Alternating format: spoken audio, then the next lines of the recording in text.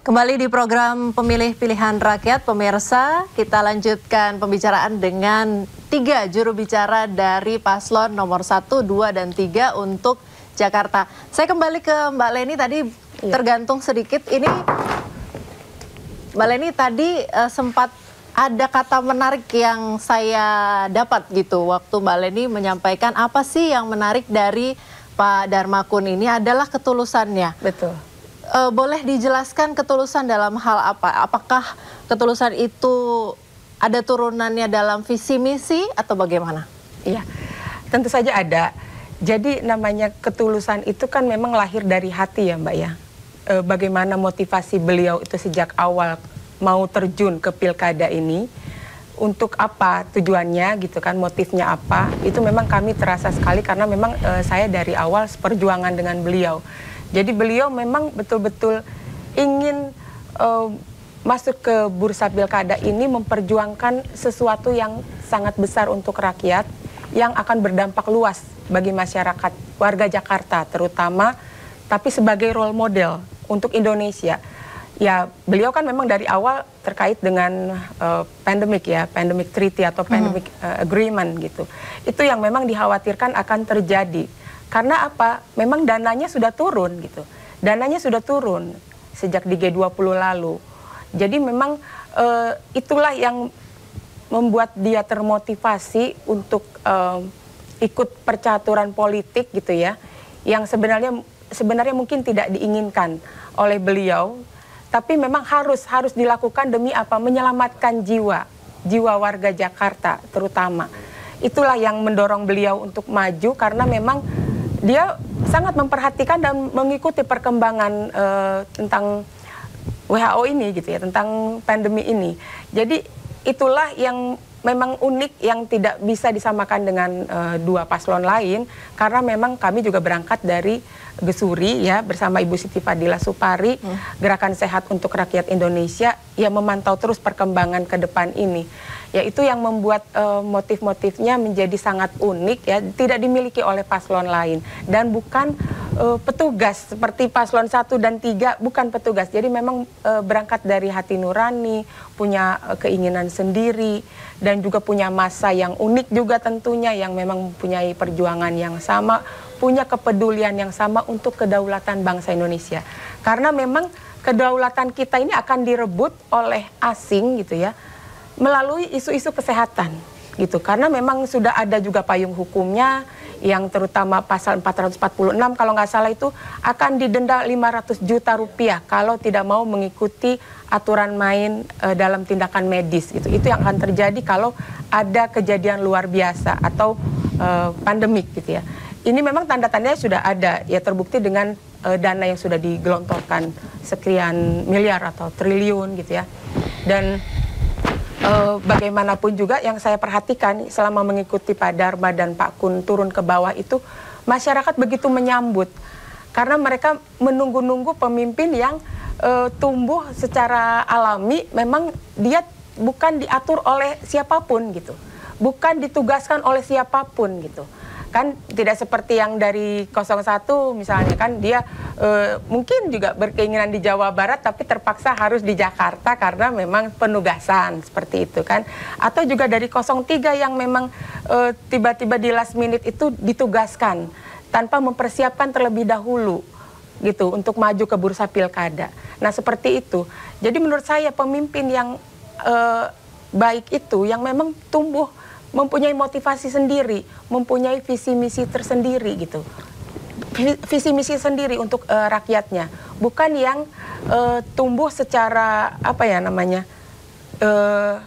mengikuti aturan-aturan atau juga pimpinan-pimpinan mereka yang membuat ruang gerak mereka terbatasi untuk mempunyai program-program atau visi misi yang ingin dia kerjakan demi masyarakat gitu Mbak. Jadi memang masyarakat terutama waktu di saya ya, tempat saya kampanye itu begitu banyak membludak gitu, antusiasme warga itu mendatangi daerah saya untuk melihat sosok pemimpin yang memang mereka tunggu-tunggu sebenarnya.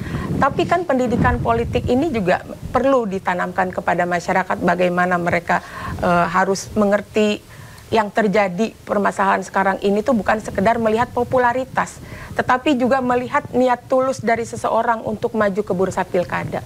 Tidak bisa sekedar seperti yang lalu-lalu kita lihat, oh dia terkenal, oh iya saya mengenal dia di TV, itu nggak bisa seperti itu.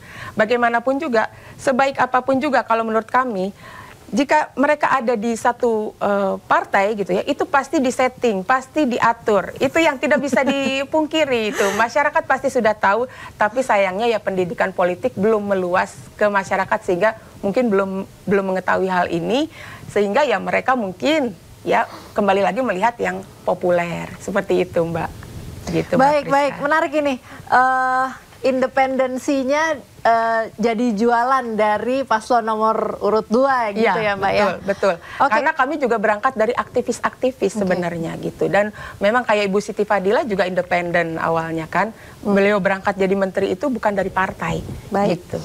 Kami baru dapat perhitungan sementara ini dari Carta Politika. Paslon nomor urut 1 dapat 39,93. Paslon 2 dapat 10,49, kemudian paslon nomor urut 3 49,58. Boleh direspon dulu, Mbak. Mbak Angki. Oke, sekarang udah jam 3 nih ya. Iya, jam 3. Emang boleh jam 3 lewat. Udah jam 3 lewat. Memang kalau hasil quick count ini pollingnya memang resminya tanggal jam 3 ya kan. Ya, bagaimanapun kami tetap menunggu hasil resmi. Oke. Nah, perjalanannya kita tahu tipis ya antara 1 dan 3. Salut juga untuk 02. Salut perjuangan beliau ya, walaupun dengan independensinya kita diserang 1, diserang 2 dengan bebas gitu, dengan bebasnya itu kan. Tapi pihak 1 ini kami tetap menunggu hasil resmi. Quick count ini adalah hasil validasi yang dimana itu memang bisa menjadi acuan, tapi bagaimanapun kami tetap menunggu hasil resmi dari Pak KPUD. Tapi tetap kami sangat memberikan apresiasi untuk semua yang bergerak di lapangan, semua yang bergerak bersama-sama, semua yang bergerak untuk meyakinkan untuk kita bisa menang. Tapi kan tetap untuk mencapai kemenangan 1 putaran itu mutlak harus 51%. Tapi kalau memang hasilnya kita sama-sama belum 51%, kita udah tahu jawabannya mau bagaimana. Perjuangan belum selesai, perjuangan masih panjang. Tapi kita tetap kawal, yang pasti kita tetap kawal. Saksi tidak hanya dari partai pengusung dan juga partai pendukung juga. Saksi juga kita sudah siapkan dari kemarin bahwa kita pastikan bahwa pilkada ini khususnya di Jakarta ini semua transparansi, akuntabilitas, dan semuanya itu sesuai dengan apa yang dijalankan dengan berbagai peraturan-peraturannya. Pastinya kita akan menunggu untuk hasil resminya. Baik, saya sebelum ke Mbak Leni, saya bacakan dulu dari Voxpol. Kalau tadi dari Carta Politika, yang ini dari Voxpol. Nomor urut 1 39,63%, tadi 0,93, sekarang 0,63. Paslon 2 10,55. Paslon 3 49,82. Mbak Leni? Iya, memang newcomer kami. Bagaimanapun juga nggak bisa dipungkiri, memang begitulah ya. Mungkin kalau dari hasil survei, tapi kami juga tetap menunggu real count. Karena begitu kami belusukan itu atau dialog dengan masyarakat langsung, begitu besar antusiasme masyarakat dan tidak ada penolakan, mereka menyambut hangat. Itulah yang terjadi realitanya. Ya, bagaimanapun juga kami sangat optimis gitu ya Mbak.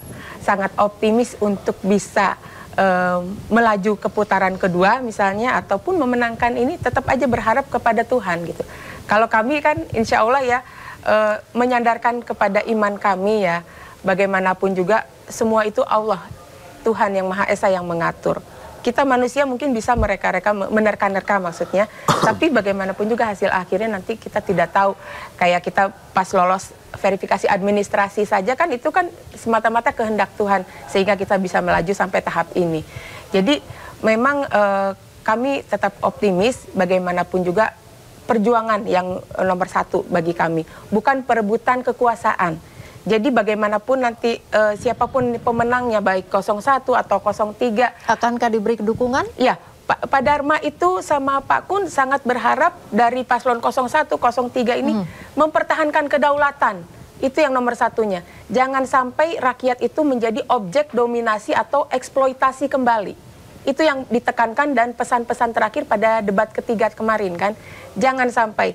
Kita harus berdaulat Indonesia. Jangan hanya semata kepentingan kelompok ataupun beberapa golongan dan juga kepentingan pribadi. Akhirnya tidak bisa berdaulat, tidak bisa melawan sebagai bangsa yang merdeka. Bukankah kita sudah merdeka kan? Tentunya itu harus sesuai dengan kenyataannya. Jangan sampai kita mau diatur-atur oleh kekuatan asing.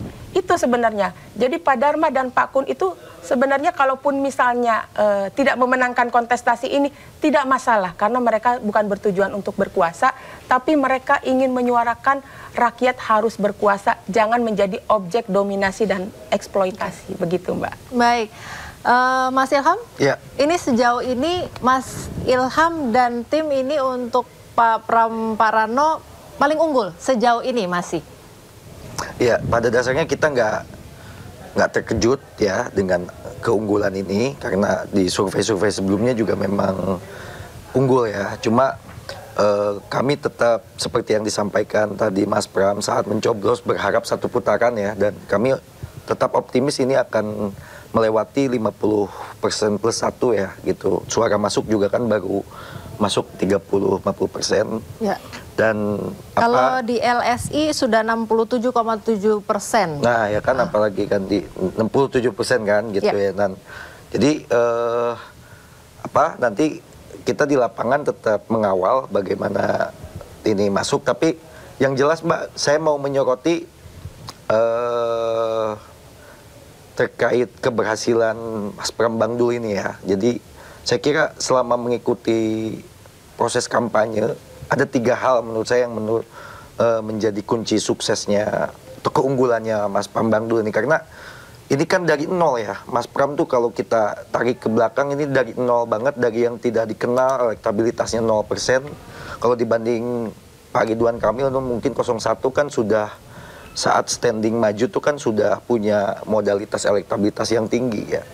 Jadi Mas Pram dari nol yang mungkin tadi kalau Mbaknya bilang di ujung ya, di penghujung saat mau pendaftaran gitu. Tapi bagaimana dia begitu bisa punya kenaikan eksponensial, karena menurut saya 3 hal. Yang pertama itu bagaimana dia itu meski punya energi yang luar biasa Mbak. Jadi ke lapangan tuh tiap hari 10-12 titik ya. Bang Dul juga mengimbangi itu ya. Dan di lapangan itu humble orangnya, sehingga dia punya tingkat kedisukaan yang begitu tinggi dibanding elektabilitasnya gitu ya. Terus kedua yang jelas kita punya program jaring asmara. Itu menjaring semua aspirasi masyarakat. Sehingga kita merumuskan program tawaran kerja, program dan visi itu berdasarkan belanja masalah langsung dari masyarakat. Kami lihat dari data kemarin ada setidaknya 5 hal yang memang dianggap menjawab kebutuhan atau dapat bisa memenuhi harapan masyarakat. Yang pertama soal job fair di tingkat kecamatan dan job fair nanti untuk anak muda. Karena memang kebutuhan lapangan kerja di Jakarta itu tetap menjadi isu nomor 1.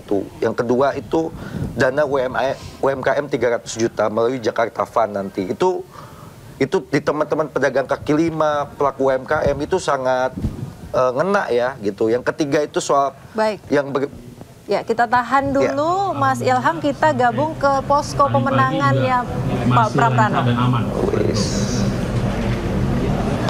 Ya. Penegasan berarti untuk saat ini tone dari pasangan Pramono dan Rano ini bisa dikatakan unggul begitu ya? Iya, unggul. Kemudian dari tim pemenangan sendiri ada nggak salah satu target di daerah Jakarta yang optimis bahwa suaranya itu bisa meraup banyak gitu?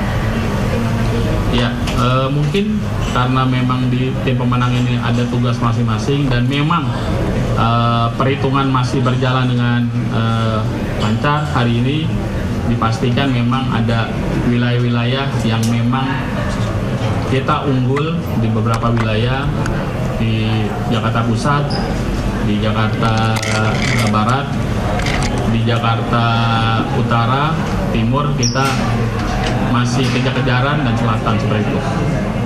Tetap optimis 1 putaran ya Pak? Insya Allah 1 putaran.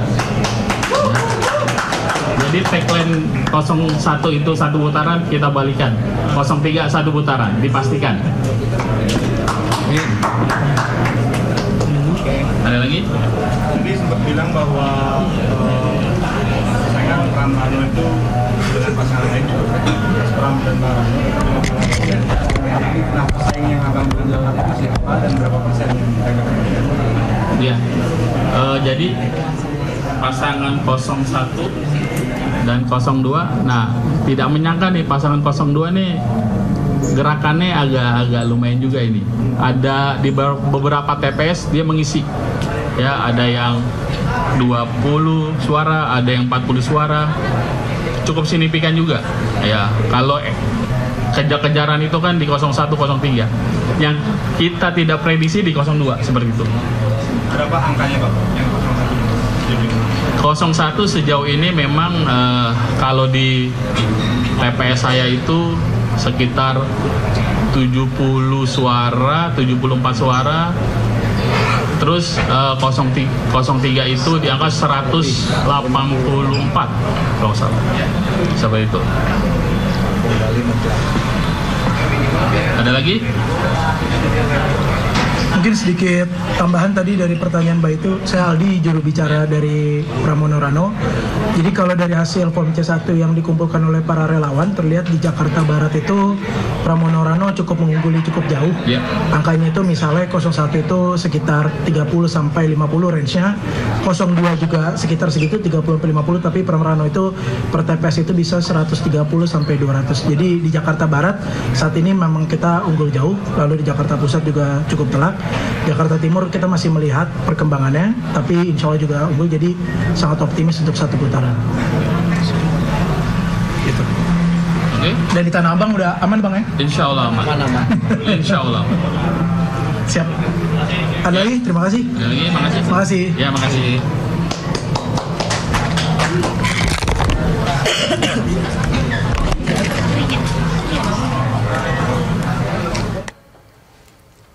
Ya, kita tadi sempat menyaksikan dari pernyataan dari tim dari Pramono Rano bahwa optimis 1 putaran begitu ya. Optimis dong, jelas. Oke, masing-masing dengan optimisme masing-masing, tapi masih menunggu hasil real count. Cuman kalau di posisi sekarang, gimana, Mas Ilham? Kita tahan dulu tapi karena kita gabung ke Pak Dharma Pongrekun. Hanya dengan isu kesehatan, isu ekonomi, kedaulatan Indonesia direbut oleh sistem asing. Komunikasi sama Pak Kun gimana nih Pak untuk hari ini? Apakah akan kumpul bareng nanti selanjutnya? Nanti tidaklah, kami tidak terlalu suka mengikuti SOP atau hal-hal yang selama ini terlalu formal, ya. Ya udah, jalan masing-masing di tempat masing-masing. Yang penting apa? Keterhubungan jiwa, spirit, pemikiran itu yang terpenting. Berarti nanti harus nyoblos pulang istirahat ya Pak ya? Pulang istirahat dulu. Kalau kemenangan Pak, ketemu sama pendukung lagi. Enggak, kalau mungkin saya bisa ikut kalian, saya lebih senang ikut kalian. Kita kan mau ikut Bapak. Kita mau nonton bareng kalian. Kemarin sempat pas bola bener tuh loh, sama prediksinya nih, apakah bener kayak putaran atau seperti apa nih? Gini, kalau kemarin itu kan kita melihat permainan langsung, terbuka. Nah, persoalannya ini ada namanya jurdil. Jujur, adil, sama apa tadi? Ada yang rahasianya itu. Nah, bahasa rahasia ini menjadi tanda tanya. Seolah-olah orang tidak boleh tahu yang memilih. Akibatnya, di situ terjadi banyak manipulasi. Kenapa? Ya kita lihat saja, dengan istilah serangan fajar semua udah tahu. Bahkan banyak warga yang nanya, kok nggak ada serangan fajar? Rupanya warga mau minta diserang-serang. Pak, tapi nanti kalau misalnya Pak Dharma masuk ke putaran kedua untuk pilkada, gimana Pak? Waduh, itu anugerah yang terbesar. Karena apa? Kita semua mendapatkan kesempatan untuk merebut kedaulatan yang tadi saya sebut sudah dirampok selama berpuluh-puluh tahun. Sejak tahun 1965, ya, kemerdekaan atau kedaulatan yang menjadi teori bahwa kedaulatan ada di tangan rakyat. Itu teori, ya. Dan herannya sampai sekarang masih dipakai-pakai. Tapi itulah cuman omon-omon kata Pak Prabowo. Salam hormat buat Pak Prabowo. Ya? Target suara hari ini? Saya nggak ada target, Pak. Karena sekali lagi, apapun yang terjadi itu adalah skenario Tuhan. Ya, seringkali kita mereka-reka yang kita inginkan. Tapi satu, membuat kita nggak ikhlas kalau kita tidak serahkan bahwa semua yang terjadi dalam hidup kita adalah rencana atau destiny yang Tuhan telah berikan kepada kita. Terima kasih. Good luck Pak, nyoblos Pak. Iya, makasih. Nanti habis ini kita habis ini balik ya Pak? Iya. Boleh Pak, habis nyoblos. Iya, pasti. Ya, kita kembali ke dialog. Mbak Leni, boleh ditanggapi tadi Pak Dharma menyampaikan statementnya? Ya, menarik. Seperti yang sempat saya utarakan di awal kan ya. Memang ini tentang isu kesehatan. Itulah motif perjuangan kami gitu bersama Ibu Siti Fadilah dan tim. Kami memang betul-betul murni memperjuangkan hak-hak rakyat yang akan dirampas gitu ya. Melalui undang-undang pesanan dari asing. Itu yang bahaya. Itu yang harus disadari oleh para anggota-anggota dewan, para calon-calon pemimpin, bupati, wali kota, gubernur, itu yang harus disadari. Jangan kita ini jadi boneka-boneka dari kekuatan-kekuatan asing. Itu yang sebenarnya memang harus dikenalkan juga kepada masyarakat. Ini negara kita sedang tidak baik-baik saja gitu. Jangan hanya sekedar melihat popularitas. Pemimpin itu bukan dilihat dari populernya, bukan, tetapi dari niat baiknya, dari ketulusannya. Itu yang harus disadari sama masyarakat. Makanya saya terharu sekali melihat Pak Dharma Pongrekun. Memang saya juga sehari-hari kan seringkali ke posko bertemu beliau. Memang tidak ada bedanya. Begitu di TV ataupun di posko ataupun sedang di ruang meeting atau sedang makan, sama yang dibicarakan. Artinya kan konsisten. Konsisten niatnya untuk apa? Untuk rakyat. Apalagi ditambah beliau itu kan bisa dibilang sendiri ya, masih single, belum ada anak gitu ya.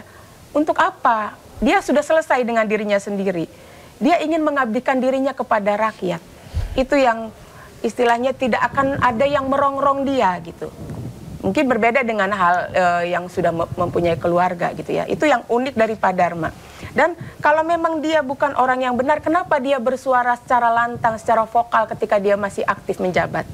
Artinya kan beliau itu memang betul-betul ingin mengungkapkan isi nuraninya, apa pengetahuan yang sebenarnya ingin dia sampaikan kepada masyarakat, sehingga dia pun tahu resiko yang akan diterima sampai beliau istilahnya diparkir gitu ya, atau non-job gitu ya selama beberapa tahun sejak pandemi.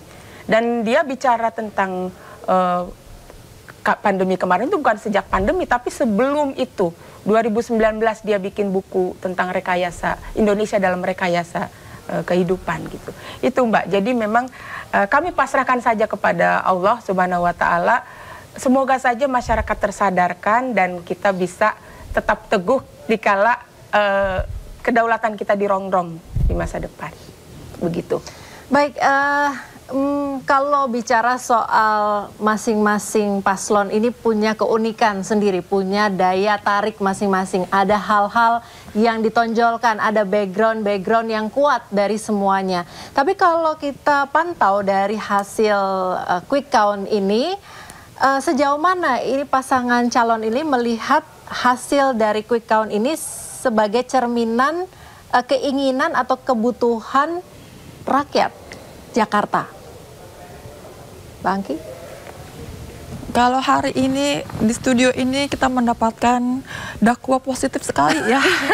Alhamdulillah. Positif sekali gitu dari Mbak 02 nih Mbak Leni gitu. Ya. Jadi kedaulatan rakyat harus dengarkan tentu saja gitu kan, tentu saja. Artinya kalau kita lihat dalam pilkada ini kita pilihannya tuh dua, satu putaran atau dua putaran. Kalau dilihat dari hasilnya ini ya lepas dari keoptimisannya 02 ini kita melihat ini tipis sih, tipis. Kalau memang 03 memang bisa satu putaran, tapi kan kita harus yang resmi. Tapi kalau misalnya 01 ini masih di angka 39-40 masih terusnya, kalau tipis ini kayaknya peluang 2 putaran ini juga terlihat tipis juga gitu ya. Terlihat Berarti tipis udah juga. siap-siap. Pesimis sih, Mbak. Walaupun quick count-nya belum selesai pun, tapi udah bersiap juga untuk 2 putaran ya? Ya itu ya kita nggak tahu. Kita masih berharap 1 putaran karena panjang banget, Mbak. Proses yang kita lalui, kita belusukan, kita minta restu kepada warga. Itu proses yang 1 hari bisa sampai 10 titik, 12 titik. Total kita sekitar 2 bulanan, ini ya 2 bulanan, 3 bulan ini 500 titik. Dan itu kan kita berusaha untuk bisa mendapatkan restu dari warga, kan, dari warga untuk itu. Dan kita melihat hasil-hasilnya seperti ini ya, mau nggak mau kita harus mempersiapkan antara memang kita 1 putaran atau yang memang kita harus 2 putaran itu. Baik, tetaplah bersama kami di program Pemimpin Pilihan Rakyat. Kami masih akan segera kembali dengan dialog dan juga informasi dari TPS di seluruh Indonesia. Tetaplah bersama kami.